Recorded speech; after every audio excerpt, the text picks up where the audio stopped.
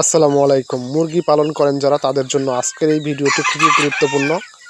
ডিমের মুরগিকে সুস্থ সবল রাখতে এবং ভ্যাকসিনের পর মুরগিকে সুস্থ সবল রাখতে সবসময় আমরা যে কাজগুলো করে থাকি তার মধ্যে ২-৩টি উল্লেখযোগ্য বিষয় আপনাদের আমি জানাবো এবং কী ওষুধ বা খাওয়ালে নিয়মিত আপনার মুরগি সবসময় সুস্থ সবল থাকবে এবং নিয়মিত অর্থাৎ 80% পর্যন্ত পার্সেন্টেজের ডিম পাবেন। আমি আজকে আপনাদের এই বিষয়ে জানাবো, যা আপনার খুবই গুরুত্বপূর্ণ কাজে লাগবে। সেই সঙ্গে আমাদের চ্যানেলটি সাবস্ক্রাইব করবেন, আমাদের সাথে থাকবেন, পুরো ভিডিওটি দেখার চেষ্টা করবেন।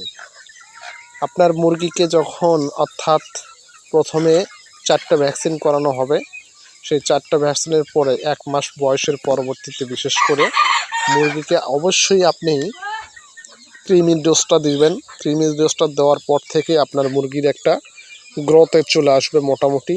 এই সময়টাই হচ্ছে মুরগিকে এখান থেকে ডিম পাড়া পর্যন্ত রানিং সুস্থ সবল রাখাই হচ্ছে আপনার জন্য সবচেয়ে একটা বলতে গেলে মানে সবচেয়ে কঠিন ধাপ। কারণ 1 মাসের বাচ্চা কোনো রকমভাবে পার করলেই 1 মাস থেকে বড় হয়ে যায়। যখন আপনি কৃমি ডোজটা দিবেন তার পরবর্তীতে আপনার পরবর্তী ধাপে মুরগিগুলোর একটা কৃমির ডোজের পরে একটা ধকল যায় তাদের উপর। তো সেই ধকলটা কাটাতে অবশ্যই আপনাকে কৃমির ডোজের পরপরেই হেপাটো অর্থাৎ আমরা যেটা গরু বকরি মানে ছাগলকে খাওয়াই সেই হেপাটো দিয়ে দিবেন। তারপর সাথে একটা জিঙ্ক দিয়ে দিবেন। এই জিঙ্কটা দিলে আপনার মুরগি সুস্থ সবল থাকবে এবং ডিমের জন্য একটা গ্রোথ থাকবে।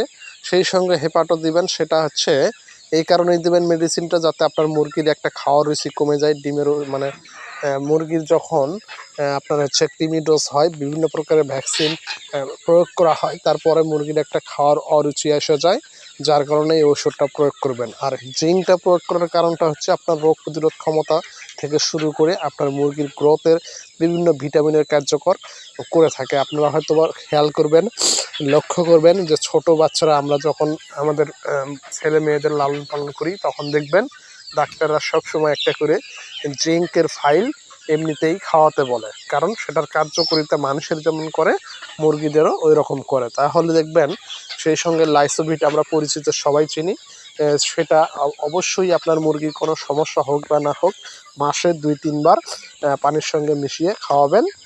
খাওয়ানোর পদ্ধতি অনেকেই জানি, যারা জানি না তারা অবশ্যই জেনে নেবেন। 1 মিলি পরিমাণে 1 লিটার পানিতে আপনারা দিবেন।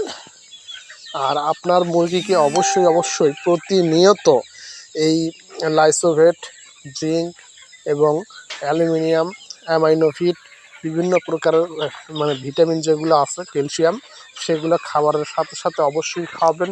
আপনার মুরগির যখন ভিটামিন, ক্যালসিয়াম, রোগ প্রতিরোধ ক্ষমতাটা সবচেয়ে মানে এটা একটা গ্রোথের মধ্যে কাজ করে, যা আপনার ডিমের জন্য সুস্থ সবল এবং পার্সেন্টেজটা সবসময় ভালো থাকবে। আপনার মুরগি যদি অসুস্থ দুর্বল থাকে, তার ভিতরে যদি রোগ প্রতিরোধ ক্ষমতা না থাকে, যে কোনো সময় যেমন অসুস্থ হতে পারবে, সেই ক্ষেত্রে ডিমের উৎপাদন ক্ষমতা তার কমে যাবে। এই জন্য সবসময় আপনাকে এই ওষুধগুলো ব্যবহার করতে হবে। আরও কিছু গুরুত্বপূর্ণ ঔষধ আছে, পর্যায়ক্রমে আমাদের চ্যানেলটার সঙ্গে থাকবেন, আমি আপনাদের পরবর্তী ধাপে জানাবো। আর এখানে দেখছেন প্রাকৃতিকভাবে ভ্যাকসিন বলে থাকা হয় এই লতাপাতা ঘাস, যেগুলো আমরা বাড়ির পাশে ঝোপঝাড় জঙ্গলে পড়ে থাকে, গ্রামের ভাষায় তেলাগাছ বলে, যেগুলো আমি আপনার মুরগিকে খাওয়াচ্ছি, আপনারা দেখতে পাচ্ছেন।